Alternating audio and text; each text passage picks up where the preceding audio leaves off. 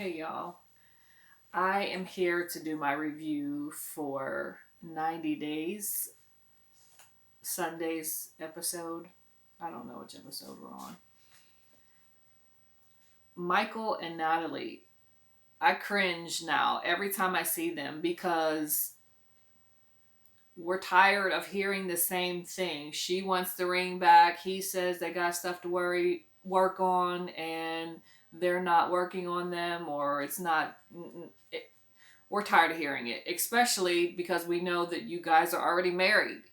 You guys have to do a better job of not letting these things slip out because we know they're married. We know Jovi and Yara are married. So it's kind of pointless to watch what goes on um, through the season when we already know the ending of it. We know Michael's going to marry her. He wouldn't have let her come all the way over there, but it's boring to hear the same thing. Like, make them fight, make them have a real fight if you really want good TV. But I'm tired of hearing this same thing episode after episode. Hazel and Tariq, get her a black girl and stop trying to go back to Minnie or Minty, whatever the girl's name is, because both of y'all call her something different. Um, she don't want her. You effed up with her, so move on to the next chick because she wants to live her best life being a bisexual woman in America. Give her that before she leave you for a woman. She still might leave you for a woman. Rebecca and Zied. Watching Zied with the kids, I understand why she would feel that he might want kids someday.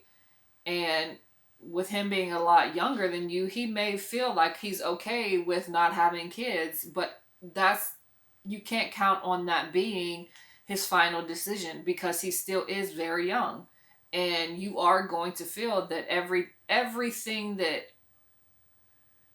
will remind you or show you just the way that he is with kids is going to make you doubt yourself because really that's the only person you have control over. When he is, and when there's a young girl, she's flirting or even talking to him, you're going to get jealous of that. You're not really jealous of him, you seeing him with kids. You're just going to be nervous that he's going to leave you. And there is no 100% chance that he's going to stay with you because he might decide that he does want kids and he just does not know that right now. Right now, he is okay with just being with you, but it's just not something that you could ever get mad about if later on down the line he just changes his mind and decides that he really wants to have kids. Like, it's just, that's like, you're gambling with that. Like, that's what what happens when you are that much older than him and you really don't know what life, what will happen to make him stay with you or change his mind and want something that you can't give him. So that's just, a risk that you are obviously willing to take. Yara and Jovi.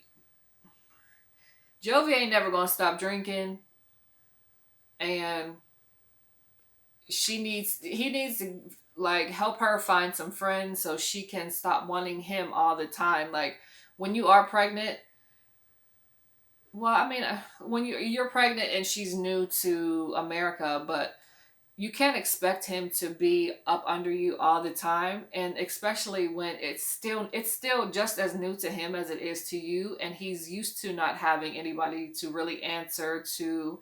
So he's used to going out and drinking with his friends when he is home. So just because you came to America doesn't mean it's like those things are automatically going to stop, and you are probably going to find out some things that he used to do that you didn't know about, and you're just going to have to work through it. And like, she was bitchy before and she's bitchy now. I don't see no difference in the way that she was when she first came to now, other than now her having something else to say instead of, you can't just leave me. Now it's, you can't leave me in because I'm pregnant. So that's just something else that, she throws into the mix. But we don't really even know if this is the type of person that she is because, again, spoiler, that she said that, they'll keep filming and basically agitate the situation, and then that's what they show us on TV. So we don't even know if Yara and Natalie are as bitchy as they seem, or Michael, because he's a little bitchy too. So Brandon and Julia.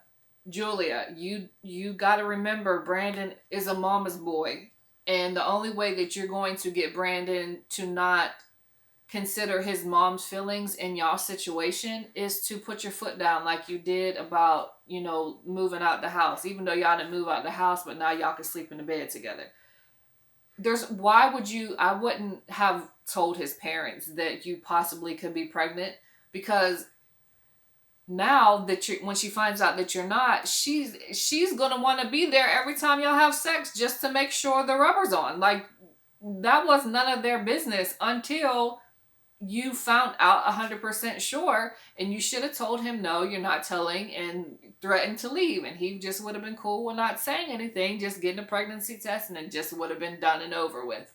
But now it's going to be an issue, and you're going to threaten him to leave, because the issue is not going to solve itself, because the mom thinks that she's the logical person to come to when you guys had an issue. And there's nothing logical about this woman that I have seen so far. Ryan and Stephanie, when you bought that big box of condoms, and I didn't understand it, but then you said he likes to have sex 4 times a night, so I figured, oh yeah, you'll run through them. But y'all never use condoms, and then you expect him to use them this time. If you don't trust him, don't have sex with him. Fuck the condoms. Like, what? You're basic. What? I don't understand. I guess, yeah, you're getting your pleasure out of it, but if you didn't make him wear condoms when you found him talking to girls and his phone, why make him wear condoms now? Just because there has been 10 months since you haven't seen each other. If you go 10 minutes without seeing each other, a cheating man is going to be a cheating man, and you need to be protected in case he is cheating. Like, this was the 10 months was a stupid reason to say we need to wear condoms. You're not on the island with him, so you don't know. So 10 days, 10 minutes, 24 minutes, it doesn't matter. If you don't trust him, make him use protection. And why weren't you guys using protection from the beginning? That's, just something. And then he leaves, and you're, with whose money? I'm sure that comes up a lot in their arguments, and she doesn't realize that if he was a good man, that will run someone away. That'll run someone away. And if he's not a good man, he is only going to use you, because there's no way for him to stay in love with you when you throw your money up when you're angry. He was getting a cab, yeah, with whose money? So and I'm sure that's a thing. But he's not so into the money or the material things, because he didn't take them. And I'm sure he could have, packed them in put them outside the room, or put them somewhere else, or he could have came back and got them if he really wanted them or cared about that stuff. So, and I think that her automatically thinking that he would have stole her mom's ring is very shitty of her, and it shows what she really thinks of him. And if that is the person, if that is how he is, why would you want to be with him anyway? And then we get a call from Harris. Did I miss something? Did she call him first, or was that like very like coincidental that he's leaving and Harris is calling?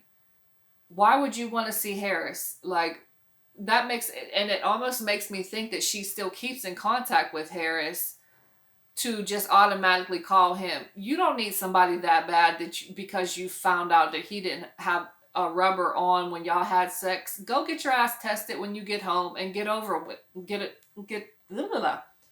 Get over it. I don't know. Like, I lost train of thought.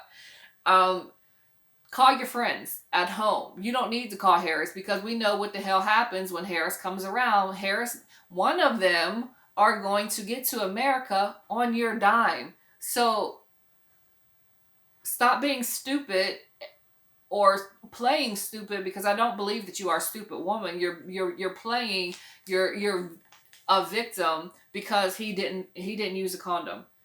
What can Harris do? The damage is already done. So why would you need to talk to Harris? Like, and if he called you, why wouldn't, like, I haven't talked to you in so long. What made you call right then, right after I get in an argument with him and he leaves the room? How would you know?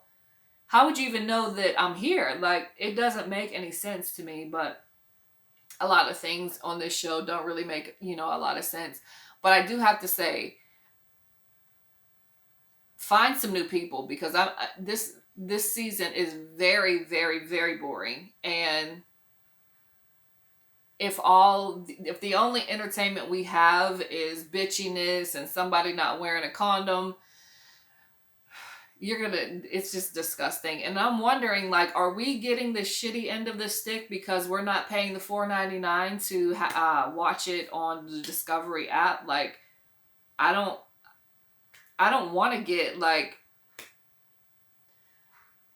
the bare minimum and I have to go over there and watch it. Like, no, give me what I've been getting all these past seasons and come up with some other stuff to put over there. Because I'm not, it's not like, the way that the show is going is not making me want to go pay the $4.99. Like, I think that